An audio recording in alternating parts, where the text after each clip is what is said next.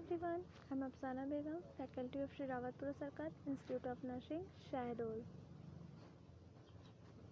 आज का हमारा टॉपिक है World Health Organization. So first of all we will discuss about World Health organisation.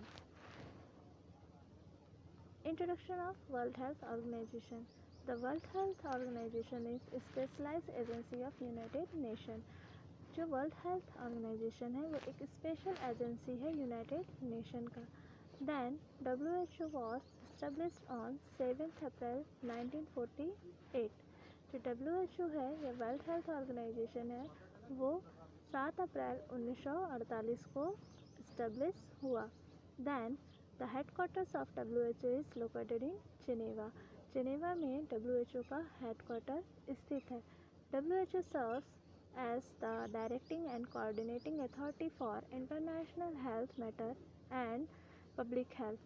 WHO directly coordination बनाता है इंटरनेशनल हेल्थ सर्विस से, दैन पब्लिक हेल्थ सर्विस से। Public health service और international health service के साथ मिलकर WHO people तक health care provide करवाने में हेल्पफुल होता है। दैन नेक्स्ट है objectives of WHO। First objective is to develop and implement multi sectoral public policies for health integrated gender and age sensitive approaches that facilitate community empowerment together with action for health promotion, self care, health protection throughout the life course and cooperation with the relevant national and international pattern। WHO develop करता है या implement करता है public policies को health के लिए जो किसी भी जेंडर, किसी भी एज ग्रुप के पीपल के लिए फैसिलिटेट होता है, जो कम्युनिटी में एम्पावरमेंट या मजबूती प्रोवाइड करता है एक अच्छा health care, health promotion action के लिए, जिसके थ्रू कम्युनिटी के people self care, health promotion करने में सक्सेसफुल होते हैं। दैन WHO कोऑपरेट करता है नेशनल और international pattern of health care delivery के साथ। दैन नेक्स्ट है ऑर्गेनाइजेशनल स्ट्रक्चर ऑफ WHO। इसमें फर्स्ट है वर्ल्ड हेल्थ असेंबली, जिसे हम पार्लियामेंट बोलते हैं। The world health assembly is the supreme decision making body of for WHO। World health assembly ऐसा असेंबली है जहाँ पे डिसीज़न लिया जाता है हेल्थ केयर सर्विसेज कैसे प्रोवाइड करनी है, उसके लिए कौन कौन सी योजना चलानी है, उसे किसकी हेल्प से चलानी है, उससे क्या बेनिफिट होगा पीपल्स के लोगों को, कम्युनिटी के पीपल्स के लोगों को। ये सारा जो डिसीज़न है वो वर्ल्ड हेल्थ असेंबली में लिया जाता है। Then it generally meet in Geneva in May each year and is attended by delegations from all 194 member states। Generally ये जो मीटिंग है वो जेनेवा में होती है ईच ईयर, मई के मीन्स एवरी ईयर मई मंथ में ये मीटिंग होती है। दैन इसमें 194 मेंबर्स जो एवरी स्टेज के होते हैं वो पार्टिसिपेंट होते हैं। क्लियर? जैसे आप इस पिक्चर में देख रहे हैं, इसमें जो मेंबर हैं वो 194 मेंबर होंगे और यहीं पे कौन सी हेल्थ केयर सर्विसेज प्रोवाइड करनी है, उसका क्या बेनिफिट हुआ, कितना अमाउंट, कितना फंड, उन्हें कौन से सर्विसेज के लिए बिल पास कराना है, ये सारे डिसीजन लिए जाते हैं। इसे हम पार्लियामेंट भी बोलते हैं। क्लियर है? Okay. Then main function of assembly are first to determine international health policy and programme, है ना। सबसे पहले इंटरनेशनल हेल्थ पॉलिसी को, प्रोग्राम को डिटरमाइन करने में हेल्पफुल होता है। Then second to review the work of past year, है ना। जो पास्ट ईयर में जो वर्क किए हैं हेल्थ रिलेटेड उसे रिव्यू करने में हेल्पफुल होता है, उसे क्या बेनिफिट मिले, कितना आगे और चलाए जाने की ज़रूरत है, बजट की ज़रूरत है, ये सारी चीज़ें फाइंड आउट हम कर सकते हैं। Then third to approve the budget, budget को अप्रूव करने में हेल्पफुल होते हैं। कौन सा प्रोग्राम हम चला रहे हैं, उस प्रोग्राम में कितने बजट की ज़रूरत है, कौन सी फैसिलिटी हम प्रोवाइड कर रहे हैं हेल्थ रिलेटेड, उसके लिए कितनी बजट की ज़रूरत है, कौन सी सर्विसेज हम प्रोवाइड करें उसके लिए कितनी बजट की ज़रूरत है। तो ये सारी चीज़ें पार्लियामेंट या असेंबली में अप्रूव कराया जाता है। Then fourth to elect member state to designate a person to serve for 3 year on executive board. यहाँ जो हमने बोला कि 194 मेंबर्स जो हैं वो बैठते हैं, तो ये 194 जो मेंबर हैं वो एवरी 3 ईयर में चेंज होते हैं, है ना। हर 3 साल में जो मेंबर हैं वो इलेक्शन के थ्रू वहाँ पे चेंज होते हैं।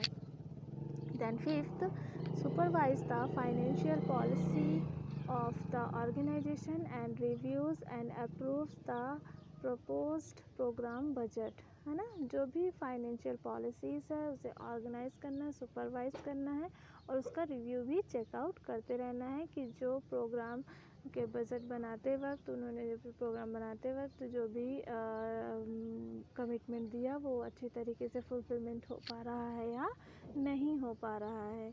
क्लियर है? ओके। देन नेक्स्ट है हमारा WHO वर्क। क्या वर्क है WHO का? सबसे first prevention and control of specific disease को प्रिवेंट करना एंड कंट्रोल करना। Specific diseases like tuberculosis, like malaria, like leprosy, recently जैसे आप जानते हैं कोरोना इन्फेक्शन, इन सारे चीज़ को किस तरह से प्रिवेंट करना है, कंट्रोल करना है, ये सब कौन देखेगा? WHO। ओके। देन नेक्स्ट है development of comprehensive health services जो to improve the health facilities. ठीक है, ये डेवलप करता है हेल्थ सर्विसेज को जिसके थ्रू हम जो हेल्थ फैसिलिटीज़ हैं उसे भी इम्प्रूव कर सकते हैं। Like first family health, second environment health, third health statics, fourth biomedical research, fifth assembling of health literature and information, next cooperation with other organizations to get the equilibrium in improved health status, है ना। जो WHO है वो comprehensive health service provide करता है, चाहे वो family health के लिए हो, इन्वायरमेंट हेल्थ के लिए हो, हेल्थ स्टैटिक्स के लिए, गणना के लिए हो, या बायोमेडिकल रिसर्च के लिए हो, या लिटरेचर के लिए हो, या कॉपरेशन ऑफ ऑर्गेनाइजेशन के लिए हो। ये सारा वर्क कंट्रोल कौन करेगा? डेवलप कौन करेगा? WHO। ठीक है। देन नेक्स्ट है हमारा role of WHO in public health. Public health में WHO का क्या रोल है? First providing leadership no on matter critical to health and engaging in partnership where joint action is needed। WHO है वो leadership matter provide कराता है, critical health care को किस तरह से मैनेज करना है, इंगेज करना है, एंड पार्टनरशिप के साथ जॉइंट एक्शन की अगर ज़रूरत है तो वहाँ पे भी वो हेल्पफुल होता है। जैसे गवर्नमेंट को कोई योजना चलानी है किसी हेल्थ के लिए तो उसके साथ वो WHO के साथ मिलकर सक्सेसफुली चला सकते हैं WHO की हेल्प से। देन सेकेंड है shaping the research agenda and stimulating the generation, translation and spreading of valuable knowledge, है ना। रिसर्च अगर कोई रिसर्च कर रहा है तो उसके एजेंडा को शेप प्रोवाइड कराने में हेल्पफुल होते हैं, translation and spreading the valuable knowledge. Valuable knowledge भी वहाँ से हम WHO से प्राप्त कर सकते हैं जो रिसर्च में हेल्पफुल होगा। देन नेक्स्ट है setting norms and standards and promoting and monitoring their implementation. Norms को सेट करने में, स्टैंडर्ड्स लेवल में सेट करने में हेल्पफुल होगा, प्रोमोट करेगा एंड इम्प्लीमेंटेशन करेगा किस चीज़ का? हेल्थ केयर सर्विसेज का। देन नेक्स्ट है articulating ethical and evidence based policy option. जो एविडेंस बेस्ड पॉलिसी होगा एथिकली उसे आर्टिकुलेट करने में हेल्पफुल होगा। क्लियर? ओके। देन नेक्स्ट है providing technical support, catalyzing change and building sustainable institutional capacity, technical support, WHO एक technical support provide कराते हैं जो कैटालाइजिंग चेंजेस में हेल्पफुल होता है एंड इंस्टीट्यूशनल कैपेसिटी प्रोवाइड करने में भी हेल्पफुल होता है। नेक्स्ट है monitoring the health situation and assessing health trends, है ना, जो भी हेल्थ सिचुएशन है करंट का वो पता लगाने में WHO हेल्पफुल होता है एंड असेसिंग जो करंट ट्रेंड है उसे भी असेस करने में हेल्पफुल होता है। क्लियर है? देन नेक्स्ट है conclusion of WHO। Alas, WHO has both opportunities and challenges. Its contribution is great to increase the quality of life and living standard globally. WHO जो है वो बहुत सारी अपॉर्चुनिटीज़ और चैलेंजेस प्रोवाइड करने में हेल्पफुल होता है।